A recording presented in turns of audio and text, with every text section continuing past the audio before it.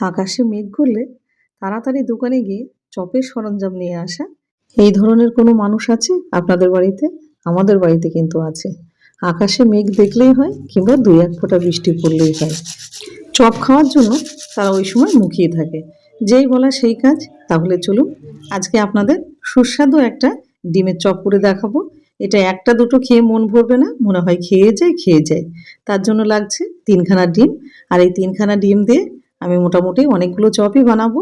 তিনখানা ডিম প্রথমে সেদ্ধ করে নিয়ে এবার ডিমগুলোকে কেটে নেবো। আর এখানে একটা ডিম আমি 4টে ফালি করেছি, এরকম লম্বা করে কেটে নেবো। 3টে ডিম ঠিক এরকম ভাবে কেটে নিলাম। এবার ডিমগুলো সব এক এক করে কেটে নেব। আর কি কি লাগছে একবার দেখিয়ে দিচ্ছি।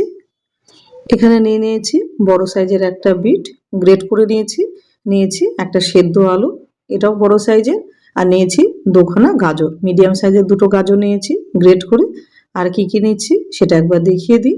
এখানে নিয়েছি দুখানা লঙ্কা কুচি করে নিয়েছি, হাফখানা নিয়েছি ক্যাপসিকাম, এটাও ছোট করে কেটে নিয়েছি।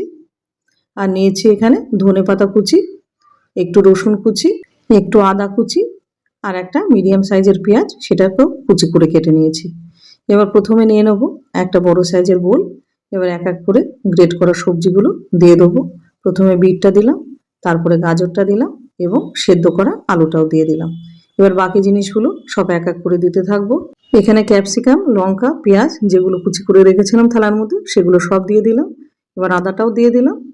এবার দিয়ে দেবো হাফ চামচ মতো গোলমরিচের গুঁড়ো, হাফ চামচ দিয়ে দিলাম লবণ, 2 চামচ দিলাম আমচুর পাউডার। এটা অবশ্যই দেবেন, এটা দিলে খেতে ভালো লাগবে, চপটা ভীষণই ভালো লাগে। দিয়ে দিলাম 1 চামচ জিরে গুঁড়ো, 1/4 চামচ ধনে গুঁড়ো, 1 চামচ চিলি ফ্লেক্স। টেস্টের ব্যালেন্সের জন্য দিয়ে দিলাম হাফ চামচ চিনি। আর দিয়ে দিলাম বাইন্ডিংয়ের জন্য মোটামুটি 50 গ্রাম মতো বেসন। বেসন বেশি দেবেন না, তাহলে কিন্তু চপের টেস্টটা ভালো পাওয়া যাবে না। 1 চামচ দিয়ে দিলাম কিশমিশ। এবার হাতটাকে পরিষ্কার করে ধুয়ে নিলাম। এবার এগুলো সব একসঙ্গে ভালো করে মেখে নেব। আর এমনভাবে মাখবো যাতে সমস্ত জিনিসগুলো খুব ভালোভাবে মাখা হয়। আর আপনাদের কাদের এইরকম মনে হয় যে বৃষ্টি পড়া দেখলে একটুখানি ভাজাভুজি কিংবা একটুখানি চপ হলে ভীষণ ভালো হতো। এবার ভালো করে মাখা হয়ে গেছে। এবার হাতটা পরিষ্কার করে ধুয়ে নেবো। ধুয়ে একটুখানি তেল নিয়ে নেবো হাতে মাখিয়ে। আমি এখানে সর্ষের তেল নিয়েছি, আপনারা চাইলে সেখানে সাদা তেলও নিতে পারেন।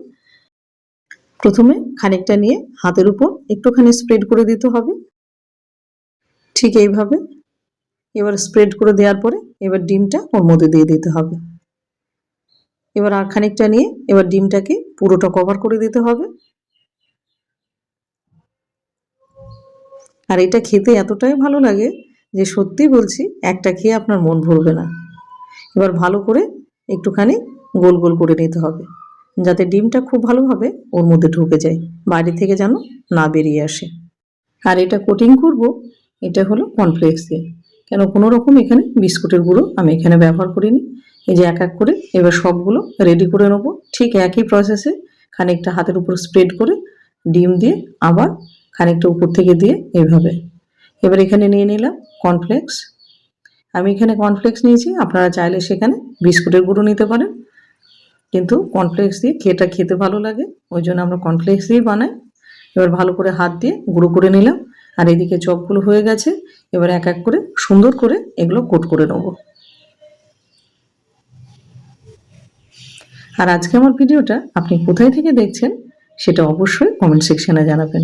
আর কারা কারা এরকম চপ খেতে ভালোবাসেন সেটাও জানাতে ভুলবেন না। এবার সবগুলো এক এক করে এরকম কোট করে নেব।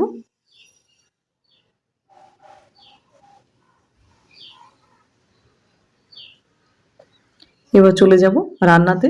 এখানে প্রথমে সাদা তেল ভালো করে গরম করে নিয়েছি। তেল কিন্তু একটু বেশিই দিতে হবে যেহেতু ডিপ ফ্রাই হবে। এবার তেল ভালোভাবে গরম হলে এবার আস্তে করে চপগুলো এক এক করে ছেড়ে দিতে হবে।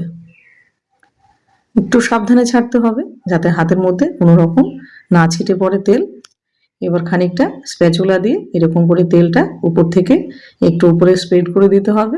ফ্লেম লো টু মিডিয়াম রেখে এবার চপগুলো বেশ উল্টে পাল্টে ভালো করে ভেজে নিতে হবে, যাতে সব দিক সুন্দরভাবে ভিতর থেকে কুক হয়। এবার এক এক করে চপগুলো তুলে নিলাম। কি সুন্দরভাবে চপগুলো হয়ে গেল। এবার তুলে নেওয়ার পরে বাকি যে চপগুলো সেগুলো ভেজে নেব।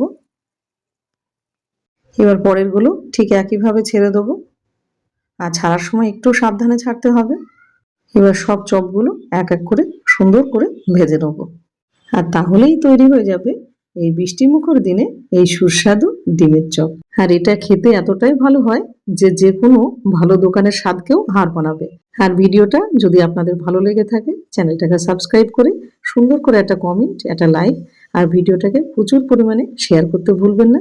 আর এইরকম ভালো ভালো রেসিপি কিন্তু আমার চ্যানেলে আরও দেয়া আছে, অবশ্যই ভিজিট করবেন বাসন্তী রান্নাঘর। সেখানে গেলে আপনাদের ভালোই লাগবে, নিরাশ হবেন না। তাহলে আজ আসি, ভালো থাকবেন।